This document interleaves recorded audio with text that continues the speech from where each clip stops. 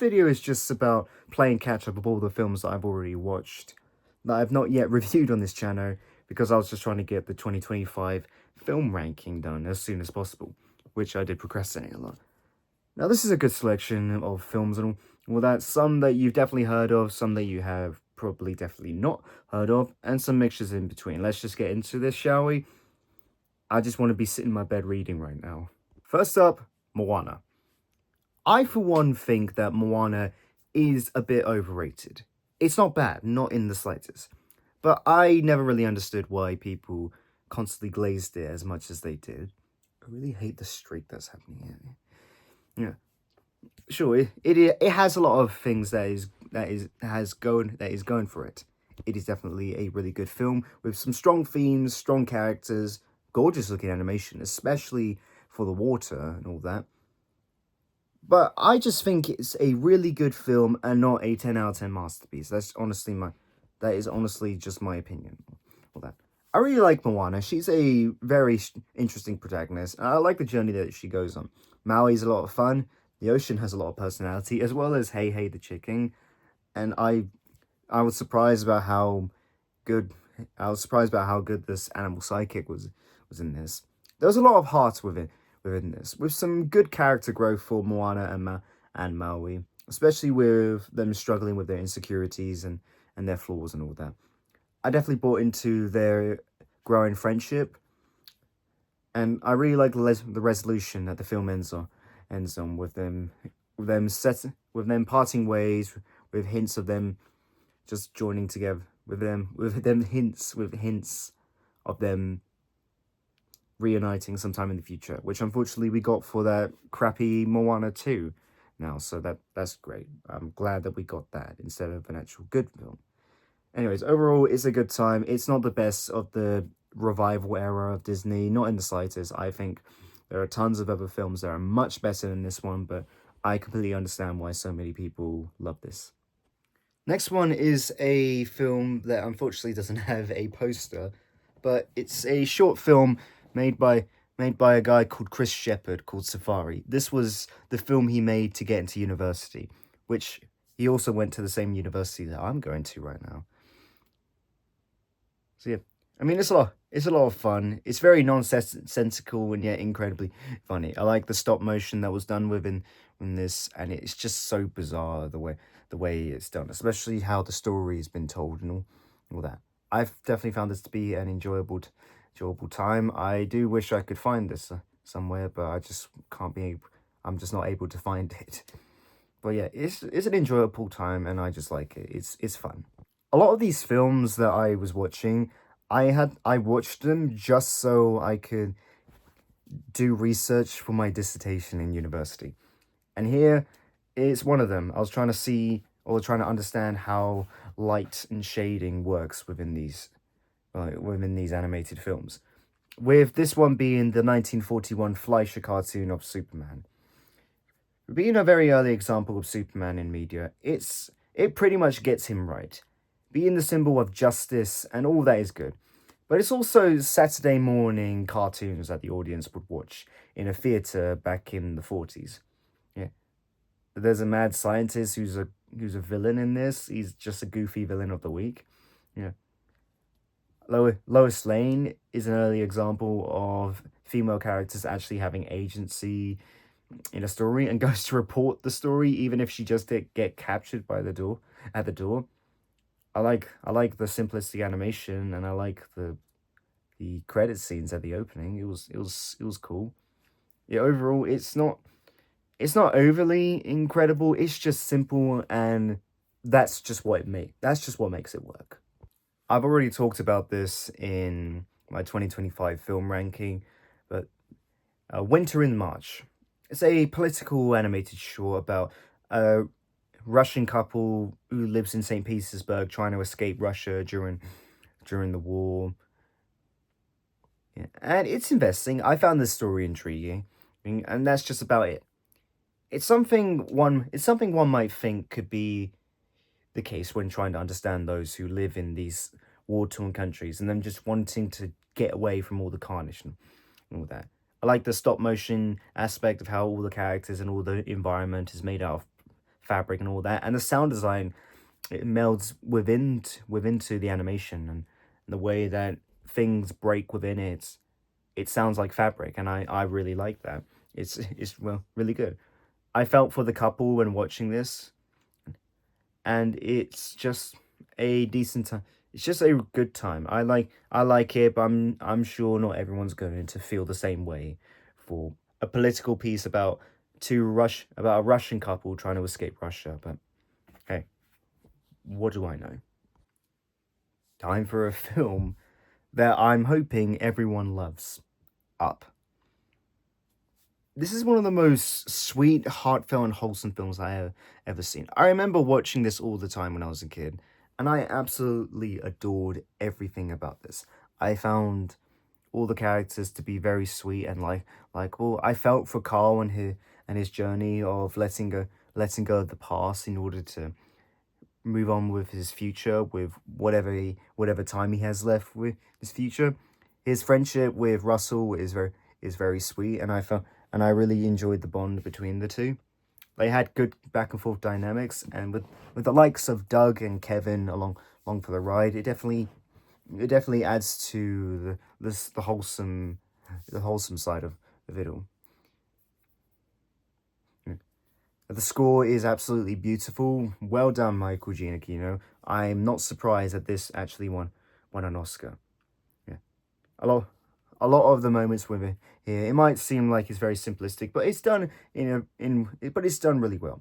The environments of Paradise Falls in South America is really well done. I desperately wanted to go visit a place like this whenever I watched this, and it's just so beautiful, and I completely understand why Ellie wanted to live on top of a Paradise Fall.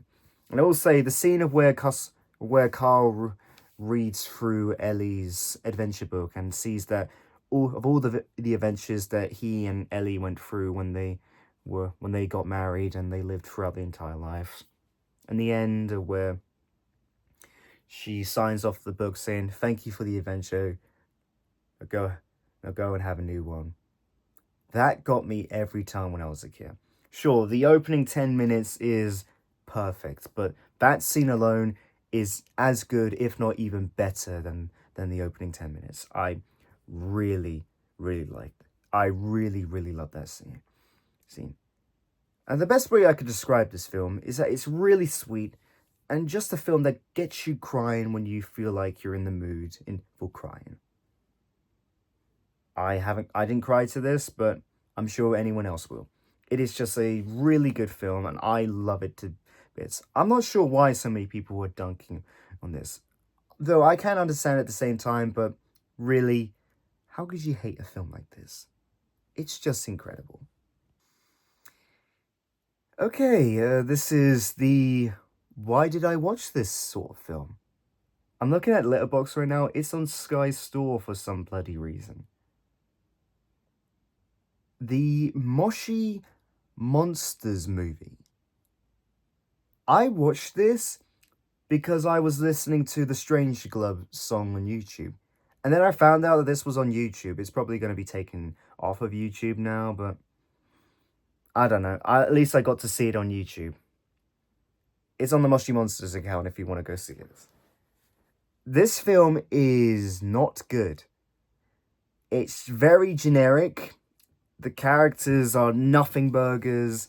And the main character, Katsuma, he's just a massive narcissist who never properly apologizes nor takes responsibility for any of his actions that he's done against the characters for his own selfish agenda. He's just a massive narcissist, and he's not really that compelling at all, aside from the bare basics. I liked the ending resolution where he and the pink pig and the yellow pig elephant sort of moshling saves the day, but it's just it's just something. Really, none of the characters are just interesting at all. Even the characters like Poppets, she's just standard good guy sort of thing. And the friends that join the two main characters along the way, they practically have nothing to do outside of just one or two scenes, and that's just That's not enough to carry a film, really. Really, this film is only worth watching, and even then, that's kind of pushing it a bit. This film is carried by the villain Doctor Strangeglove and his eccentric personality and his killer villain song. Otherwise, this is just a dog shit film with subpar characters who are either just along for the ride, not utilised to their fullest potential, or goes through incomplete character arcs. Yeah, with flash animation that really hurts my eyes during the beginning of this film, and a story arc that is as basic as you can get with many moments and outcomes being due to conveniences and contrivances. Yeah. Again, Doctor Strangeglove, he's the only reason why this film has any worth. Sure, he's nowhere near an S-tier villain, but damn it, does he exude personality and aura whenever he goes. His plan, whilst it has its merits, should have been better thought out, and they should have arrested him in the end, because he just escapes and just goes on to wreak havoc for some reason. Yeah, it's just terrible. Though I like the Bobby Singh song Indian Bollywood guy. He's my guy. He's my goat. Yeah. Overall, despite Doctor Strangelove's best efforts and his song that just slaps like no other. Yeah, and I'm being 100% serious about that. It's just stupid kiddie stuff that I wouldn't show to any kid no matter what, unless I want to show them a top song like Doctor Strangeglove. Though really, I just show the Strangeglove song on YouTube instead of just showing them the film. Yeah. I felt like rewatching a lot of the Disney Renaissance this week. And, well, I rewatched Beauty and the Beast, and God damn it, I want a girl to look at me the way Belle does, the way Belle looks at the Beast during their dance in the Beauty and the Beast song. I want a girl to look at me like the way Belle does with the Beast. That right there is pure love like no other. I mean, seriously, seriously, I'm being serious right now. Yeah. It's honestly just an incredible film. Beauty and the Beast is one of those films that is definitely universally loved. I don't know anyone who hates this film. I've heard and I've known people who doesn't like The Lion King, who doesn't like other films and all that. I know one person who thinks The Lion King is not a 10 out of 10 masterpiece. But I don't think there's anyone who thinks that Beauty and the Beast is not the perfect film that is. And it is really a perfect film. With so many scenes going so hard, and Howard Ashman's incredible lines for all the songs. We didn't deserve him, let's be honest. And so many scenes within this that just shows the pure love between Belle and the Beast in this. And just seeing how well the character arcs grow for the two throughout it. It's just so sweet. Yeah. I will say, and this might be controversial, but Beast was in the right when Belle went against his words for not going into the West Wing. Yeah. He deliberately told her not to go into the West Wing, and yet she went into it anyways. That's on her. But hey, he did lock her up in he did keep her in prison in this place, whilst initially imprisoning her father in this place, so he was in the wrong first, but he did lay some ground rules. All in all, it's just to say that both of them were in the wrong one way or another, and at the very least, he saved her, and she helped him, so they're paying each other off. They're even now. I'll end on that. Yeah. Also, why are the facial expressions on the characters so expressive? The way the characters look at each other, especially Belle, especially the looks that Belle gives to the Beast, goddamn does that scream 1,000 words that she wants him. I swear, the way that she looks at him alone should have been enough to break the spell sooner than what actually happened in the film. And why are the songs so incredible? Why is this film incredible? No wonder it's in everyone's top 3 Renaissance films, or even their top 10 Disney films. Yeah, overall, it's just incredible. I absolutely love this film, and that's not a controversial thing to say whatsoever. So here's another film that I watched in my 2025 ranking, The Naked Gun. It's so hilarious. I like that it's a legacy sequel that doesn't try to rehash the plot points from the original film. Instead, it's the original character's son who's taken the lead now. The jokes in this just pile one up to another, and it just makes me laugh every time. The jokes have such effective timing, and the way the characters play off of each other is really solid. The cast is solid, the plot is solid, and I love Liam Neeson. What do you got to say? It's just a jolly good fun time, and I'm all in for it. Now I need to watch the OG trilogy to get up to speed with this franchise. Yeah. Overall, the scene with the snowman is just so wild to me. How did it show up alive and started? I mean, it came alive, wanted to do a freeway with Liam Neeson and Pamela Anderson, and then the two just brushed him aside, and then he decided to murder them. That's comedy, baby. It was good. So I was just finishing up some editing and all that for the video, and then I remembered I did not do a ranking thing at the end. I didn't do a proper ending, so I'm going to be doing one right now. So Moana, I'd give that an 8 out of 10. Moana, I'd give that an 8 out of 10, as well as Safari, I'd give that an 8 out of 10 as well. Superman, a 7 out of 10. Winter and March, an 8 out of 10. Up, a 9 out of 10. Moshi Monsters, the movie, a 5 out of 10. Beauty and the Beast, a 10 out of 10. And The Naked Gun, a 9 out of 10. So that's pretty much it for this video. I'm sure I'll be getting hopefully at least one more video out this week, if not 2, to complete the rest of these films I have not yet talked about on the channel. But I'm hoping, well, I just wanted to get something out sooner than later than just not at all. Anyways, that's the end of today's video, everyone.